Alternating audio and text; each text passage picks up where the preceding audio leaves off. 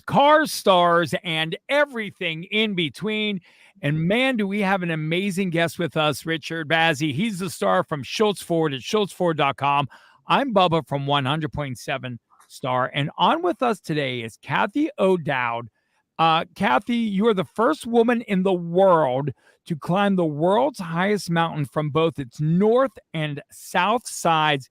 I know that there's that and so much more. Welcome to Cars, Stars, and everything in between, Cathy O'Dowd. Great to be here. Hi, Cathy. My name is Richard Bazzi, and you're fascinating to me. It comes with so many questions, and just in your opening comments, Bubba's opening comments, there's so many questions. The first woman in the world to climb the world's highest mountain from both its north and south sides. There's 4 questions in that, right? Why? It sounds perfectly obvious to me. Yeah. Why wouldn't you? Well, first of all, I won't go off of a high diving board, so that's what height does to me. It paralyzes me. And so I great admiration for what you do, and whether it's male or female, it doesn't matter to me. 8,000 meters, who I just had translated into 5 miles. It's like airplanes fly that high, right? And so it's pretty crazy to me. What inspired you? Because right now you're really well known for your inspirational speaking. Is that right? Yeah. But the inspiration in its essence is I'm a climber. So people assume that Everest means that you, at the age of 6, somehow you read about the world's highest mountain and declared that that was your life's mission, and 25 years later you did it. Wasn't it? No. Even when I was going to Everest, I wasn't obsessed with trying to climb Everest. I'm a climber. I started with rock climbing at 18, mountaineering at 21. I come from South Africa. So at that time, something like just the Himalaya seemed completely unthinkable. And by the time I was in my late 20s, I was looking for any opportunity to get to the Himalaya, any mountain, any expedition, inspired by a great American climber, the first all-woman expedition to an 8,000-meter peak, to Annapurna. Having read that, I was just like, okay, any mountain, South African expedition to Everest was the first opportunity that I got. So, hey, apparently I'm going to Everest. What about climbing, gets you going? What is it about the actual act of climbing? Because you started by saying, I'll climb anything, and you ended up there. But what about that inspires you? What I find really interesting about climbing, and there are many subgenres within climbing, but just overall, it's this wonderful combination of an intensely physical undertaking, a complex mental puzzle as you try and solve the environment, the particular rock face or mountainside, and the risks you're having to manage in that environment. And then it's got the elements I like. It's non-competitive. It's not a win-lose sport. It's a personal challenge sport. It's done in these tight little teams. So it's personal challenge, but with this tightly bonded team supportive setting. And then it's done in these wildly beautiful remote settings. And all of that just adds up to something very special. What's it look like? Like how much support? You talk about support. Are the people around waiting to assist in the event of a problem? Is there 3 people on the ground? Do they climb with you? What does that look like as you're actually climbing up that mountain alone? Well, the bigger picture for climbing is it can look like whatever you want. Depending on what you choose and where you go, you can be 100% alone. It can be just you and your best friend. You can be part of a team of 12 people. You can be part of a team that's, old style expedition where you've got support and base camp staff. And, so there's a lot of space for what you choose. As you're climbing, does the thought of quitting ever enter your mind? Of course. And it's not just that, you're trying big things. So, definitely you'll look up and go like, oh my God, have I bitten off more than I could chew? It's more subtle than that. A really good climber is one who knows when to give up. Because we go with two goals: get to the top, obvious, come home alive. These are genuinely potentially risky. And it doesn't have to be Everest to be genuinely risky. The backcountry anywhere will kill people. So a really good climber all the time is going, is this still something I can do? Is this still safe? Or should we turn around? Obviously, Mount Everest is the highest mountain in the world to climb, but why is it, and why do so many people lose their lives at Everest? Why is Mount Everest so risky? What makes it so difficult? I would push back and say it's not particularly risky. Caveat, we're talking about the 8,000 meter peaks. So clearly that is more risky than just going climbing in Yosemite, because you have so little oxygen. You are, as you said, 5 miles above sea level. And there are real risks there: lack of oxygen, altitude sickness, and intense cold, extreme weather, very remote, no professional rescue service. But within that category, the standard routes on Everest are not terribly difficult. That's why they're now heavily commercial. That's why people make a lot of money guiding customers on Everest. Wow. How long does it take to climb to the top? Yeah, there isn't a short answer. Let me try and give you the shortest version of the long answer. Well, but that was going to bring me to more questions like, how do you sleep? Like, where do you sleep? How do you rest? Okay, so let's just take, first of all, the time thing, because it's complicated. If you are very good and completely acclimatized already, there are athletes who can go from base camp to the summit of Everest in a single day. What? But we are talking about Olympic level ability. Wow. And the fully acclimatized thing. They went and acclimatized on a different mountain.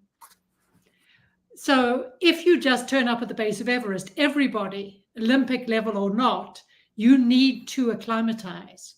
So when most people say that they spend, say, 5 weeks on Everest, they spend the first 4 weeks acclimatizing. What does that And mean? while they're doing it, they may as well move some equipment up the mountain, get their top camp in place so that there's less work to be done later on, break a trail up the mountain, put safety ropes on any dangerous parts. And then most of them will wait for a weather window. And most of them, the more ordinary people like myself, we would take, say, 3 days to get up to the summit and a day and a half maybe to get back down, if the weather allows. So now I see why it's such a complicated answer. There isn't one, really. Exactly. And It depends is almost always the answer. That's fascinating to me. But so you would be partly up the mountain and sleep? Yes. Wow. By the way, if you're just tuning in to Cars, Stars, and Everything in Between, this is Cathy O'Dowd. We're talking about her climbing Mount Everest and all the other things that she's done, including her motivational speaking. And then I do want to find out the difference between the north side and the south side. More with Cars, Stars, and Everything in Between when we return. That's pretty fascinating stuff. Wow. It really is a deeply interesting activity that happens in some wildly beautiful places. Now, can you monetize this? I mean, does it pay you? Sponsorships or, I mean. So I guess there are 3 ways of doing it.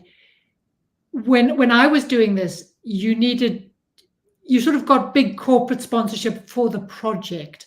Without social media, it was very hard to monetize yourself individually as an athlete. Yeah. Now, it's been a big boon, particularly for women, because before they were like, oh, adventure is for men. Nobody wants to pay to watch a woman climb a mountain. Oh, hell no. Now the top women climbers have hundreds of thousands of followers. Wow. So it's much easier to say, oh, no, we are valid athletes. So that's the first one, sponsored athlete. The second one is guide. That's hard work, taking rich people up the easy route on big mountains. I want to go. The third one is kind of what I did. I have a ceiling of 25 feet.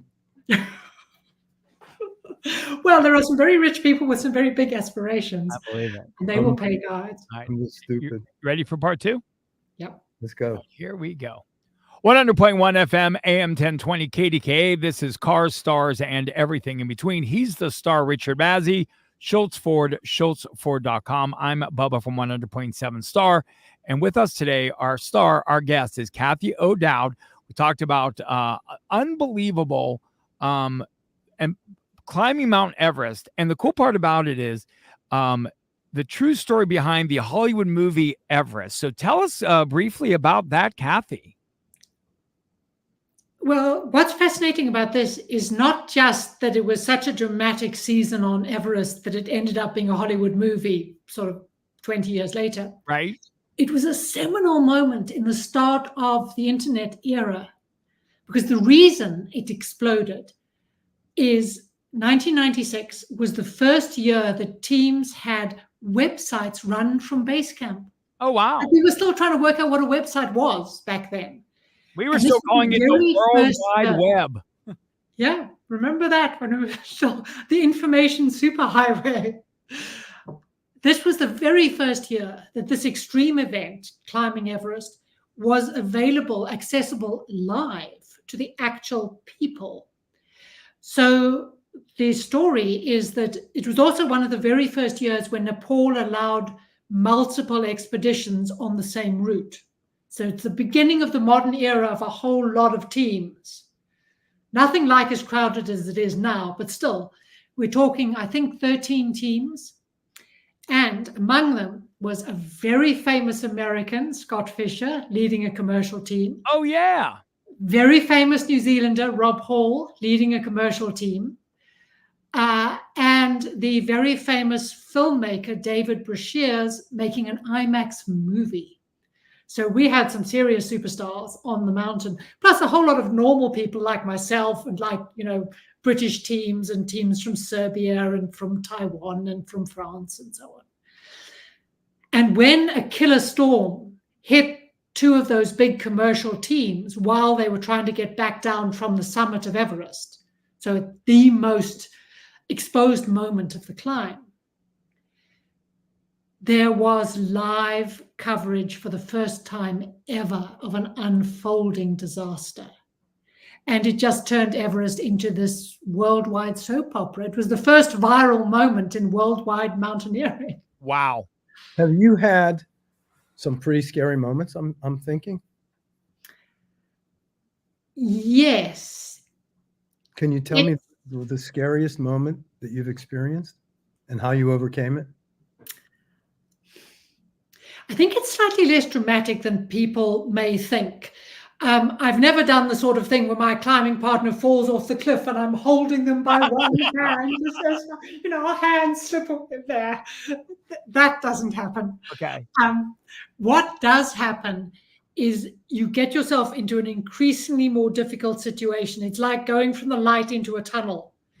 And the darkness is your lack of options, and you've got less and less options, and it's going to be harder and harder to get yourself out. So one of them was that killer storm from the Everest movie from 96. My team was at 8,000 meters, so the very top camp. We'd chosen not to go because we thought the weather was unstable, and we thought we were less experienced, so we were being cautious. This is no great boast on my part. We were just being very careful. So we were in the storm, close to the missing climbers. And I can tell you, it's fog of war. There were lots of analyses afterwards. But when you're in the middle of a storm, climbers are missing. You've got no idea where they are, what's gone wrong, or how to get to them. Oh. And you're not at all convinced that your own tent isn't going to tear open in the howling wind. So you're sitting there 3 a.m, fully dressed, because you can't be thrown into a storm in your thermal underwear and your socks. Right. You need to be ready if this happens. And yet in the middle of this, it's 3 a.m. There's nothing to do. The disaster is shrieking round you, but hasn't actually torn your tent open. And you get tired and bored. And you kind of want to go back to sleep. And, it's the strangest combination of being deeply concerned and being kind of bored. Wow. But I where never does expected fear, that. where does fear enter into it? Do you feel fear ever?